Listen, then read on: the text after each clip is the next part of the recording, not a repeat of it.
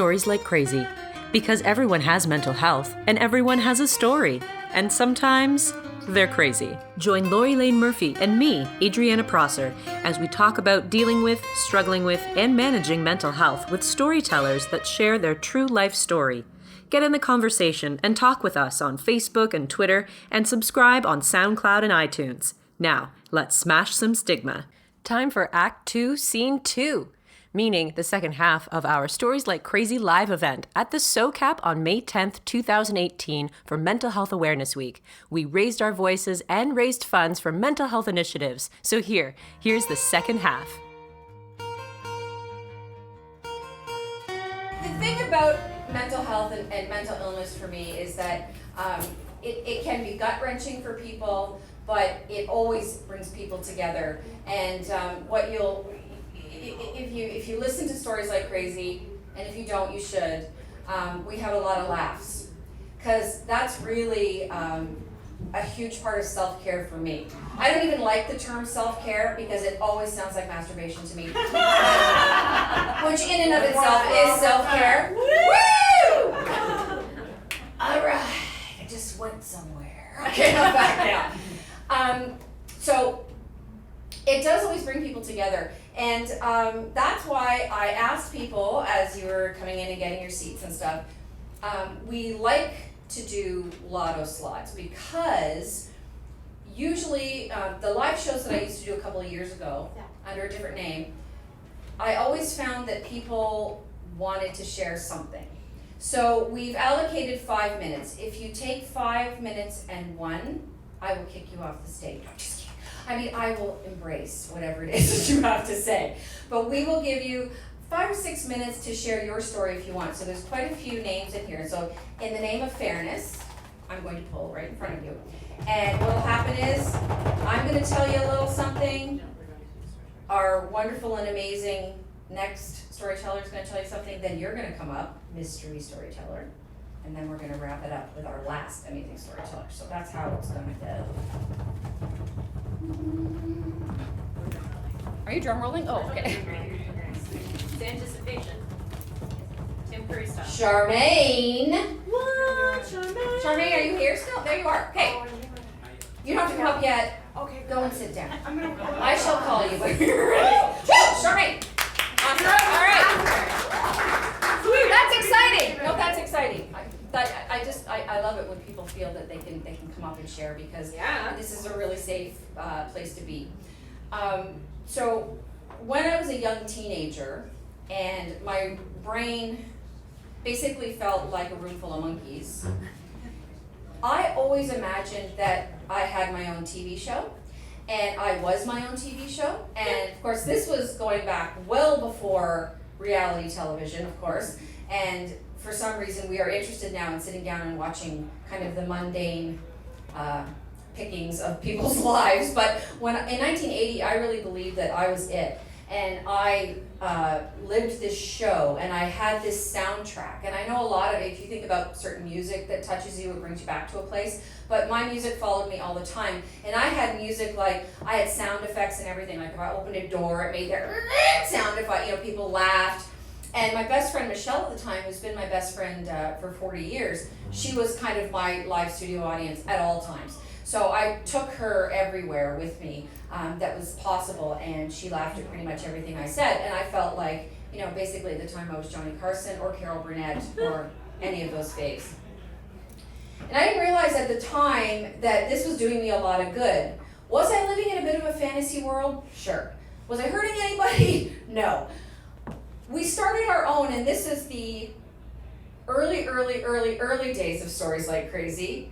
I had a radio show in 1980 when I was 12, and I used to carry around this little cassette player and my little microphone, and I harassed my whole family constantly, and I interviewed them, and I made them be different characters, and I was different characters, and Michelle was my sidekick, and she was different characters, and I did this for probably 2 or 3 years. Those tapes, the lost tapes are around somewhere.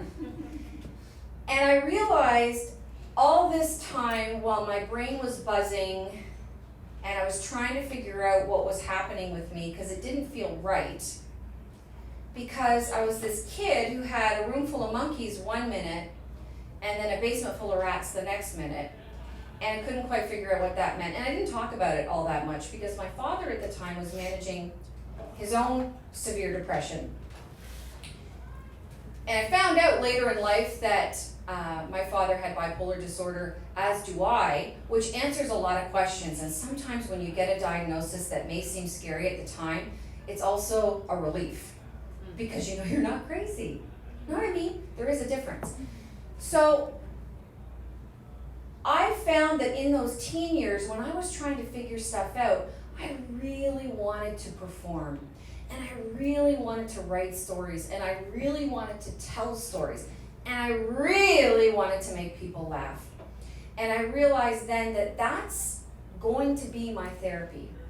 So along with actual therapy, which I'm an advocate of, absolutely, my medication, advocate of that also, doing this, being with you guys, being with Adriana. Being with Adriana, I'm not gonna look at her, is my therapy. Oh, crap. Because when you connect with people that share something in common, even if it's not the same story, and everybody has a different story, there's a feeling of arrival. I get it, I get you, you get me. I don't understand everything about you, but I get you.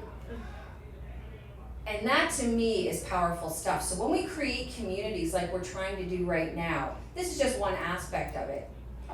I was amazed when we started Stories Like Crazy, the amount of people that actually emailed and said, I have a story, I want to come on. I have a story, I want to come on. Really? We didn't know that there would be an audience for it. We really didn't. It was rather self-indulgent of us, actually. A little bit. But it's just been a tremendous ride. And so I want to say a personal thank you to all of you for taking the time to come here for a late start. And maybe some of you are night owls. I'm not. But thank you very much for coming and willing to open yourselves up and listen to what our storytellers have to share with you. So, on that note, one of my very favorite people, and she knows that she's one of my very favorite people, and she also makes a really good tofu salad, and I hate tofu. And Elaine made me tofu salad that I was like, you know what? I would order this again. So I'm ordering it. If you can send it to Whitby, that would be great. So one of my faves, she'll be one of yours as soon as she's done. Trust me, as soon as she opens her mouth. The very funny Elaine Gold. Woo!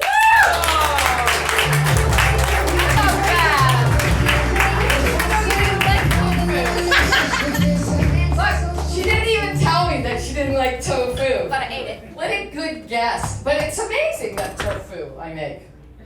Now, I grew up in an insane. Let her go in. I was going to say in an insane amount. I'll use it. I like it. I'm doing it. Insane amount of mental unhealth in my family.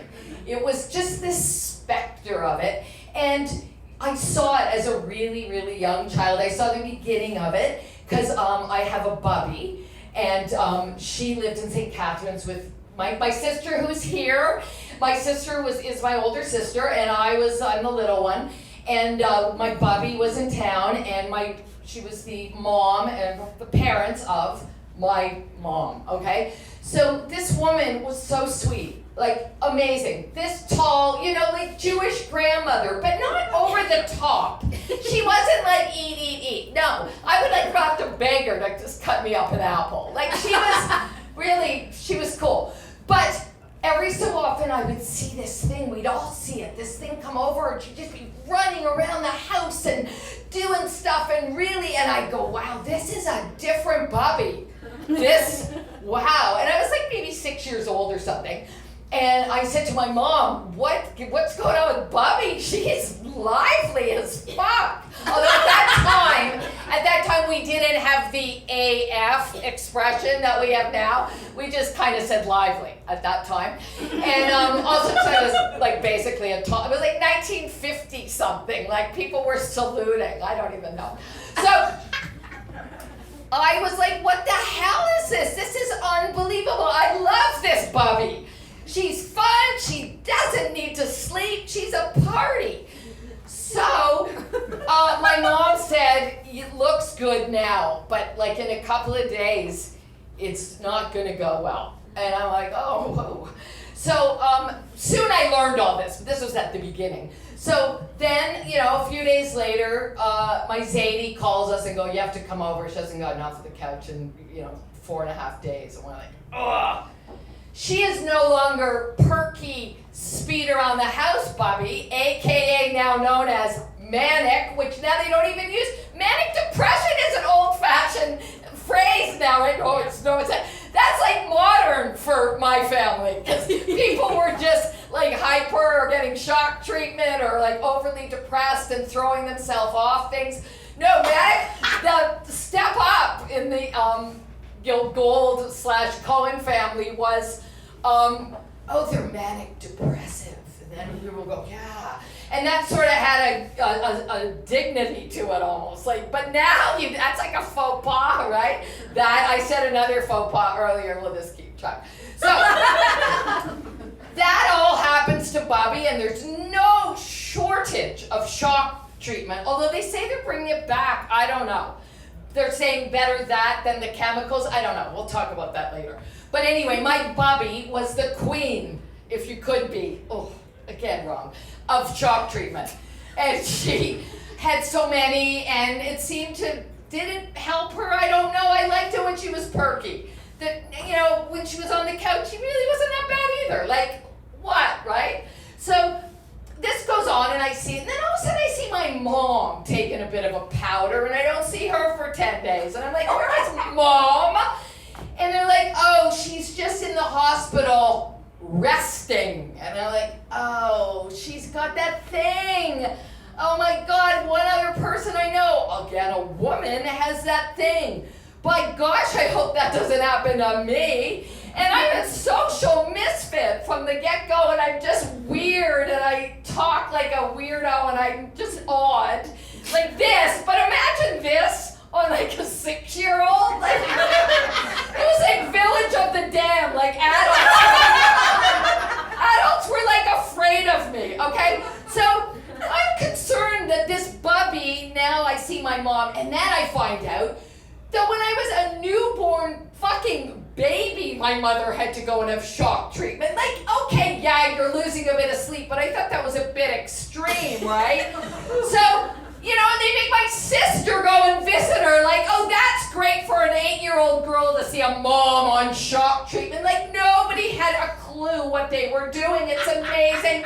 Any of us can hold our heads up, although we can't, because we now all admit that we're like a mess.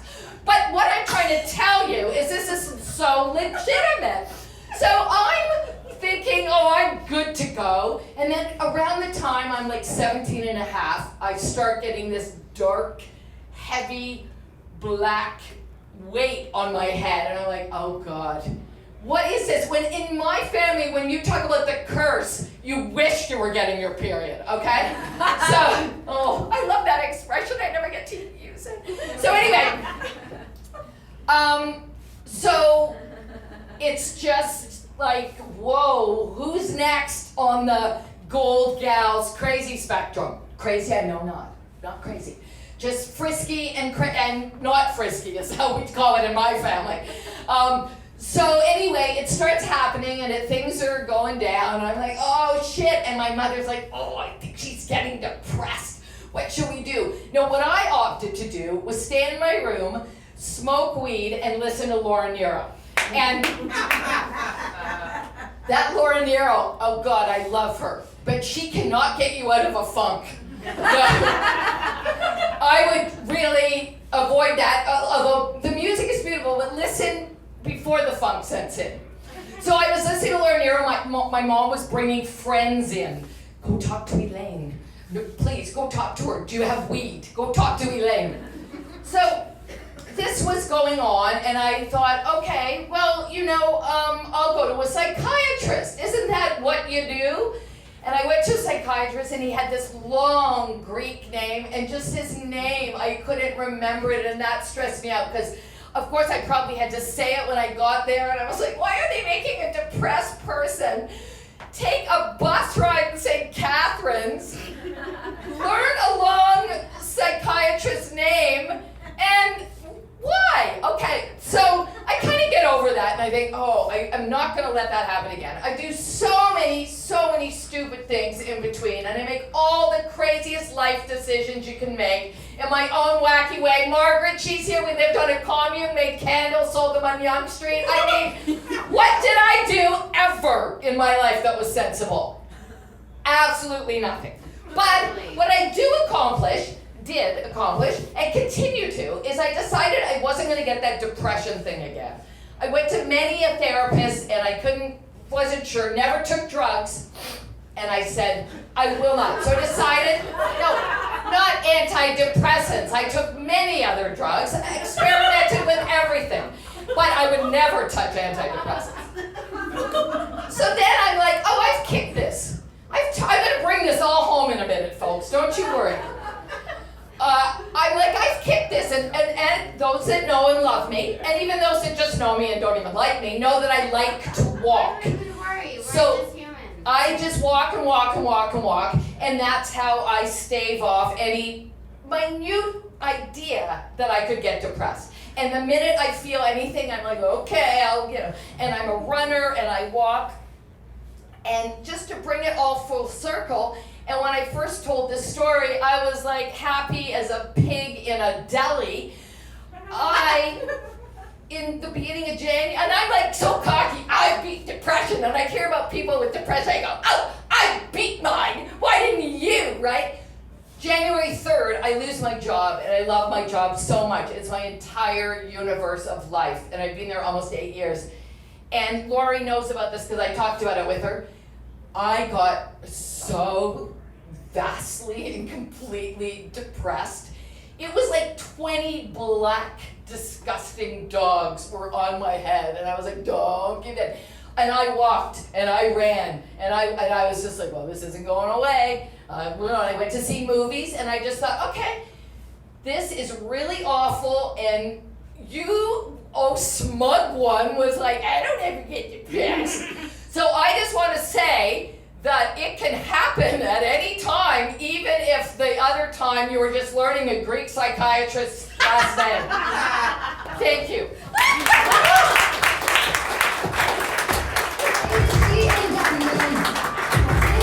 Okay, I have to get off. Bring it home. Okay. We're gonna do swag, and I forgot to say, the manic depressive thing, that's what they said my dad was, and now it's very chic to be called bipolar. No, you're not bipolar, I have bipolar disorder. Yeah, so, but it's funny, the terms, and we enjoy crazy, hence stories like crazy, because we believe in taking our word back. Oh, yeah. Right? It's my word, and I like to say it. Listen, I wrote a book, and it's coming out, Lena, 2 weeks, 3 weeks, 4 weeks maybe. Woo! Lena, my editor, is in the audience. Whee! So you are going to go on Amazon and you're going to download it and you're going to read it, and it's called Bipolar Expedition. Notes back from the year I wasn't here. So it's about a year of my breakdown and kind of the lessons and how I tie them back to the memories of my life. And I just had an artist friend of mine do an oil painting, beautiful, that I commissioned for the cover, and it's outstanding, and I'm so excited for people to see it. And it's not going to be very much money because I want people to read it. So that's the really important thing to me. So thank you. And yes, numbers, swag. Number 8. Number 8. Do we have a number 8? Yeah!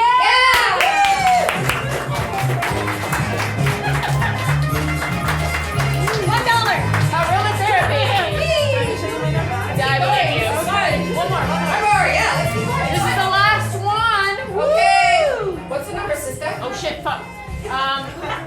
15. 50 or 15? 15.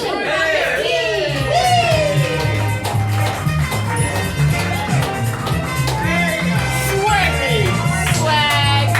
Aromatherapy. And a ring to get both.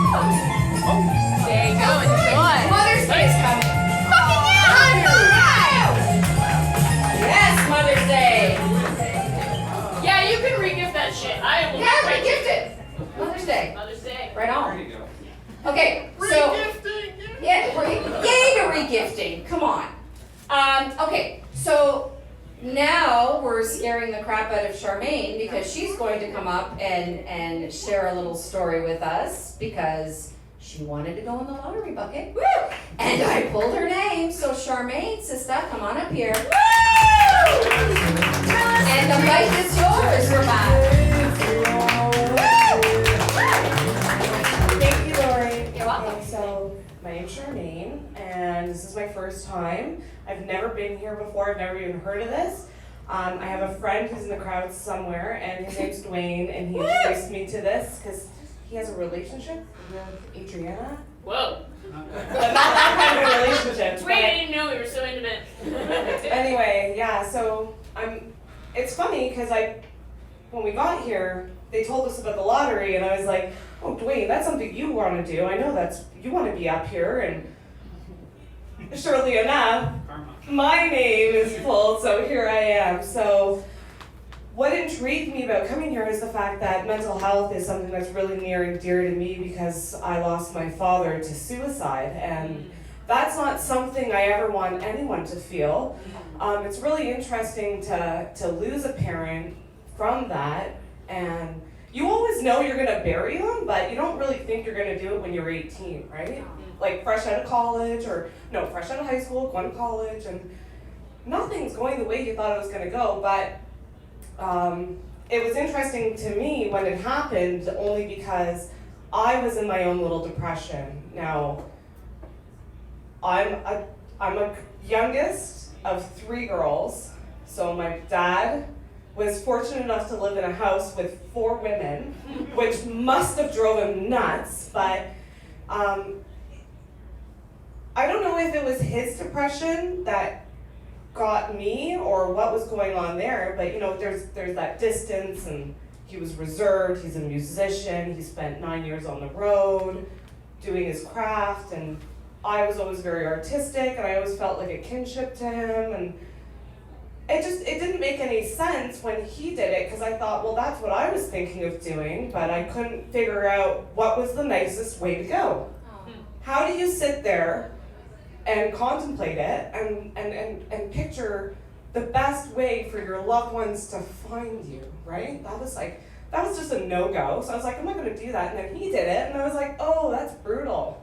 Like, that's not cool. But for me, it's nice to come up and hear that people are supporting this and taking the time to be there and help people who are suffering, because it has no prejudice.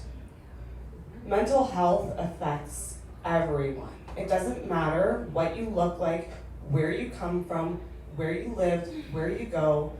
It can happen to us all. We don't choose it, it just happens. There's no explanation to it. I've never gone to therapy. My mom tried. It wasn't my thing. My sister has some anxiety issues, and she's getting help for that, which is really great. And I remember telling my mom about it and being like, I understand what my sister is kind of going through, because when I was a young girl, I had a voice in my head always telling me I wasn't good enough. People are looking at you, like a sense of paranoia, and then also just not being able to feel comfortable in my own skin. So it's taken a long time to get comfortable enough where I can put my name in a bucket and come up and talk about what's going on in my life, right?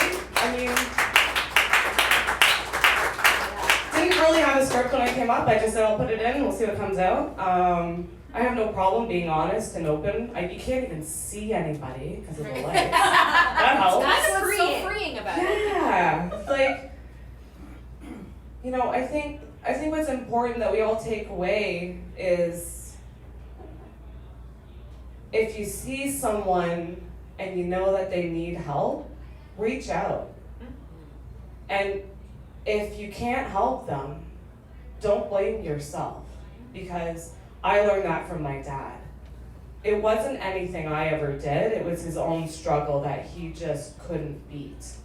So you know, I mean, good for you, Elaine. You beat it. I'm so happy, and I know it came back, but hey, you know what? At least you have your outlet. Like, everyone's gonna go through it at some point. Something's gonna happen. And for me, what it is personally is I always still have it. It's there. It's like the monkey on my back. But I always tell myself, like, I have a positive mental dialogue for myself. That's how I get through it. I always talk to myself and I go, how are you feeling? Let's check in.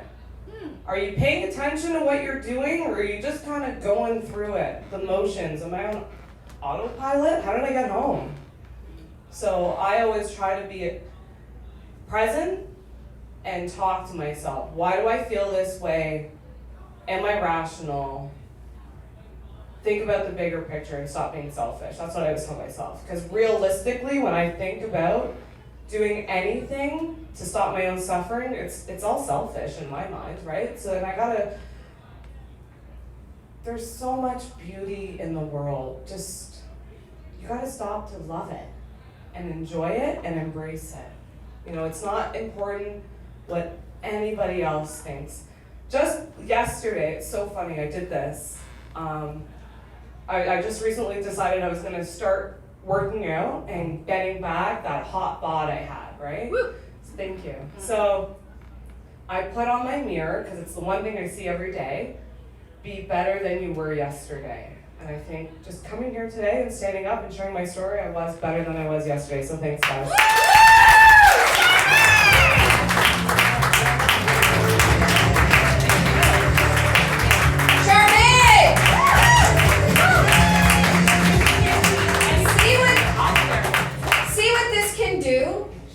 See what this can do? I just have to say what struck me, Charmaine, when you're talking about the dialogue and positive dialogue, it's really friggin' hard to do.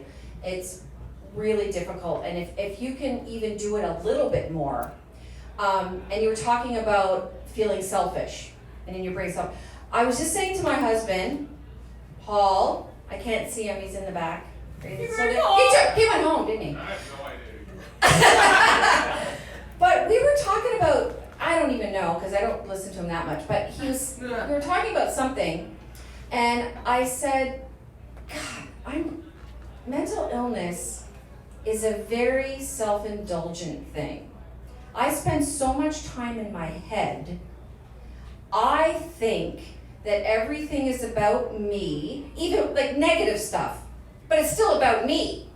So it's a very lonely existence when you aren't opening up and sharing a little bit and connecting, because the longer you stay inside your own head and you're struggling, the deeper you go, and as I say, to the basement of rats. So I'm trying to be less self-indulgent. Now, having said that, if I want to lay on the couch for a day, I'm going to lay on the couch for a day, absolutely.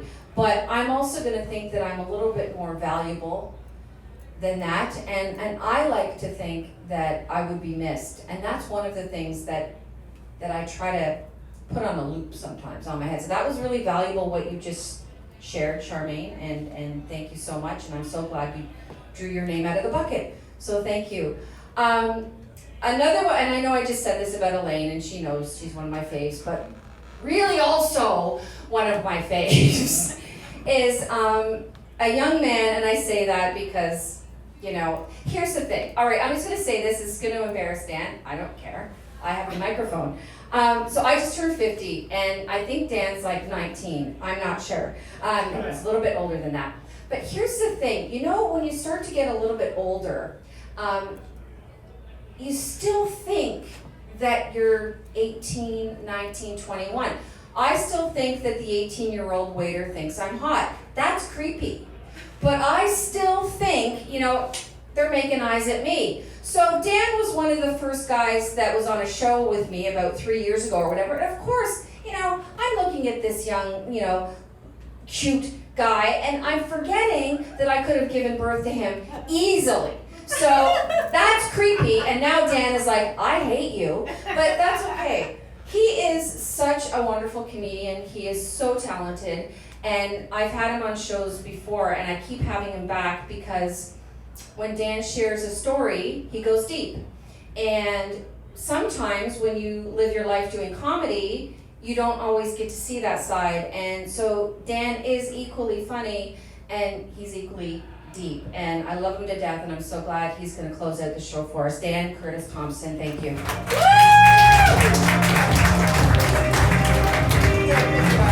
No, that's very flattering, in fact. I feel sexy coming up here, so thank you. You have a reverse Oedipus complex, that's... It is very creepy, I'm sorry. No, it's not creepy. I wore this tight shirt for just for you. Take it off! No, just kidding. No, it's staying on because it is basically my second skin. First of all, before I get started, I just want to say thank you to Adriana and Lori for having us all here tonight, right? Give it up for them. Give it up for all the storytellers tonight, including Charmaine. That was great, right? Is that you? That's not you. There you are. There you are. Happy to be here, guys. I had a hard time writing a story for this time. As Laurie was saying, I do stand-up comedy, so most of the time I come up on stage with a microphone, it's me telling jokes to mask my heart and my vulnerabilities, which in the mental health community is called a defense mechanism. But I just use the words defense mechanism as a defense mechanism. But tonight's all about showing your vulnerabilities and opening your heart. But I had a really hard time writing this. They gave me about 2 months to prepare for this show, to write 8 minutes. And every single time I sat down to write it, I got overwhelmed with thoughts that were saying things like, the audience isn't going to like your story, you're not even going to like your story, you're not even good enough to do this. I found it very ironic that my mental health was getting in the way of writing about my mental health. That's a conundrum. But I had a really hard time writing it. I would sit down and I'd stare at that blank screen, on that blank page on my computer with that blinking cursor just mocking me, just being like, you can never write good enough. I'm like, I think you mean you could never write well enough. Shit. No, but every time I sit down, I would sit there for about 5 minutes, just staring at this page. And I wanted to write something profound, I wanted to write something good, but after about 5 minutes, every single time I would just tell myself, you know what? Future Dan will worry about that. I'm taking a mental health day. And I did every single time. And future Dan did worry about that, as much as present Dan is worrying about it. We're one and the same. And as much as past Dan worried about that too, I worry. That's kind of my thing. I worry about everything all of the time. But I wanted to write something about mental health awareness, because that's important to me. I think that's important to everyone here. But it's also a term that annoys me so much. Mental health awareness. I've been aware for a long time. Now what?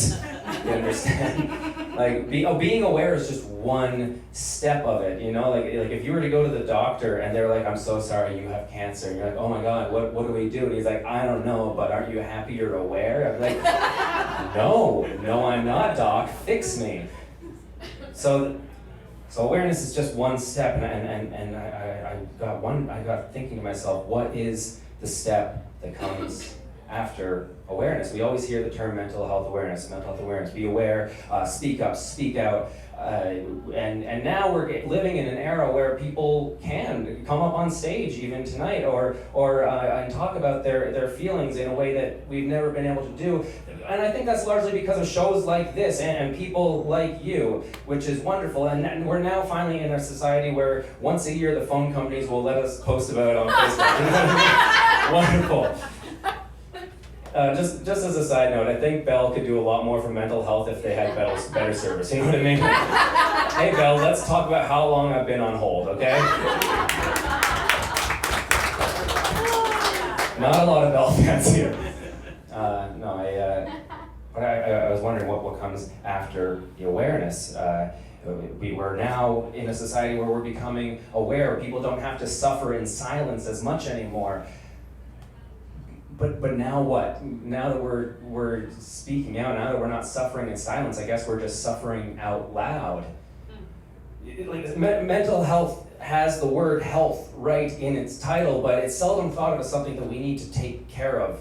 Like if you were to go walking down the street and you fell and you broke your arm and you cried out in pain, very few people would judge you for that. But if you hurt your mind, if you become overwhelmed with doubt or depression or anxiety, if you question who you are, your entire identity, if you become completely swallowed up by the darkness in your own brain and you cry out in pain, often people will say things like, walk it off, or get over it, or my personal favorite, have you tried going outside?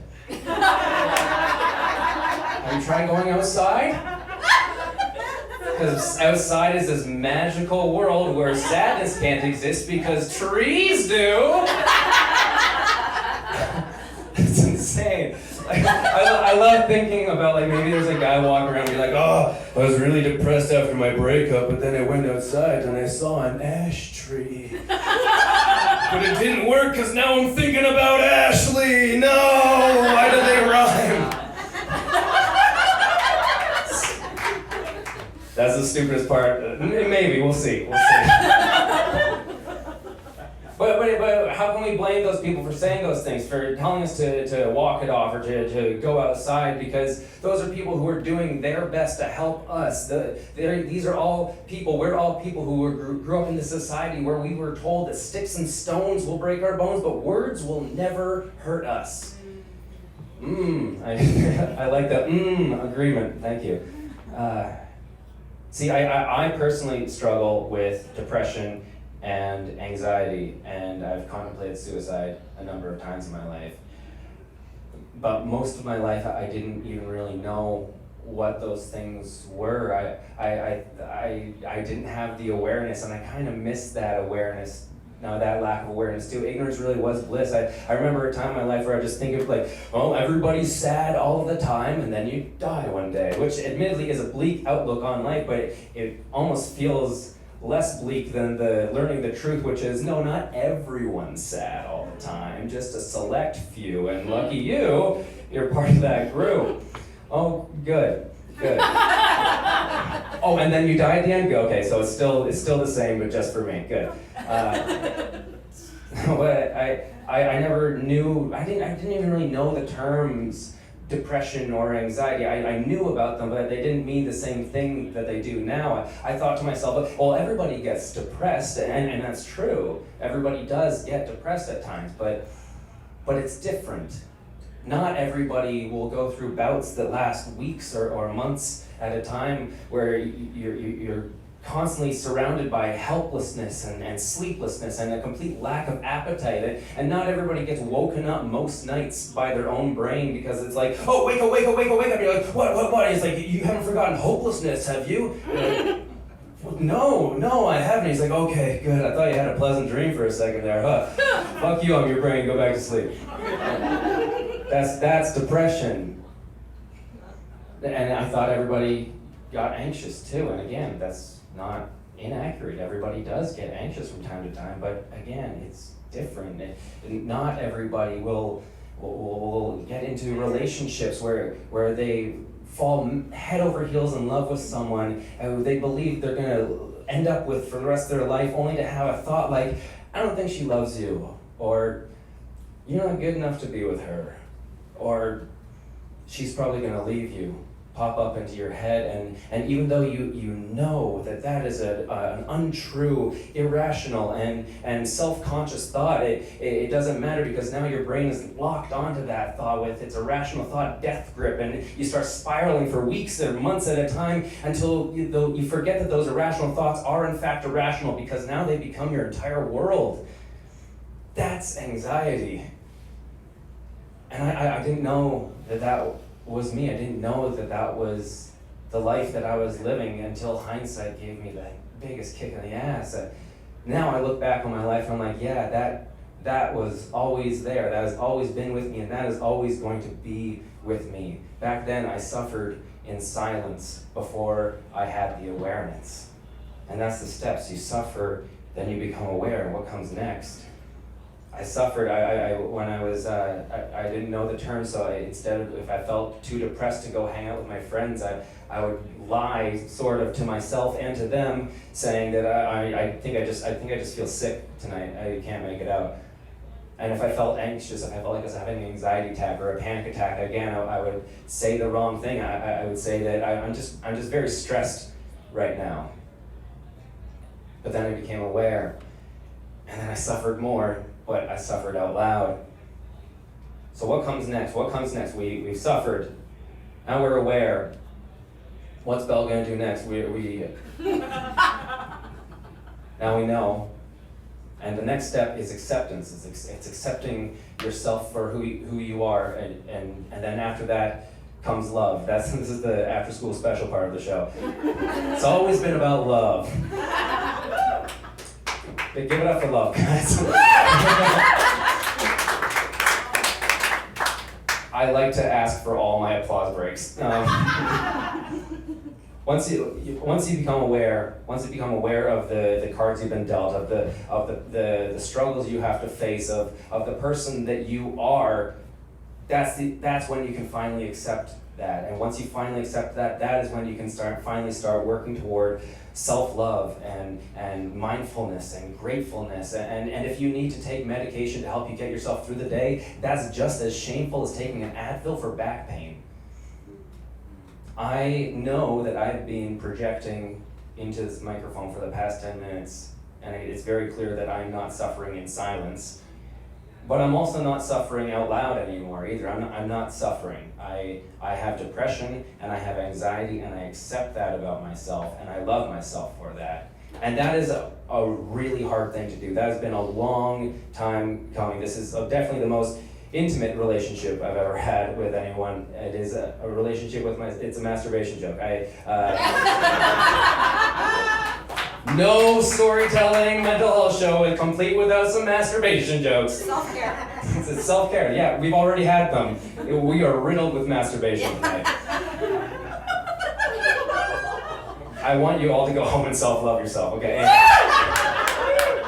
No, that is the most important thing. It gives me hope to know that I once did suffer in silence, and now I am at a place where I can speak on stage saying that I love myself, and that people who have been suffering or are suffering can be there too. I once was in complete darkness, but I will tell you the most beautiful thing about our universe is that if you are in complete darkness, that just means the starlight hasn't hit you yet.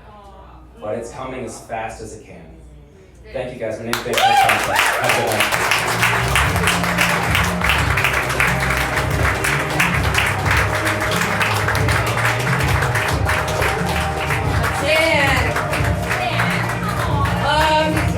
There's one thing I want to say to Dan too, and to all of you when we take a bath. That's the other one. Light a candle. Light some fucking candles. Yeah, light a candle and take a bath. You'll be fine. You do you. You better stretch. Lavender? Lavender's in it. We'll put that on your pillow. Done. So Adrian and I obviously are very passionate about this, and I feel that mental health awareness or mental illness in general is the new black. So unfortunately it's fashionable. So let's ride the wave and use that for awareness. And I'm not being funny when I say that, because I've spent my entire life not talking about it. Now we can't stop talking about it, so let's keep going until they tell us to shut up. And that's why we do stories like crazy, and that's why we have shows like this. And we love you for coming. I love Adri for doing the podcast with me. You can say your mushy stuff now. I love you too. Okay, well, yeah. I'm gonna just cry. Thank you for coming, everyone. Listen to the podcast. If you want to be on the podcast, storieslikeCrazy@gmail.com. We'd love to have you.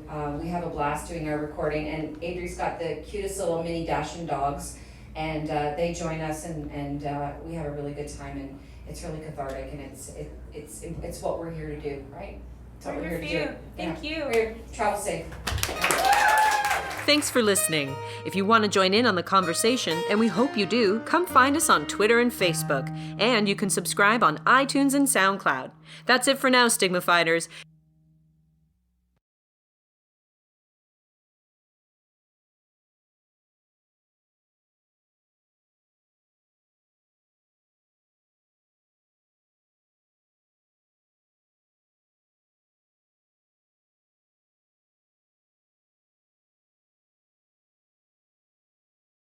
But remember, your story isn't over yet, and we want to hear it.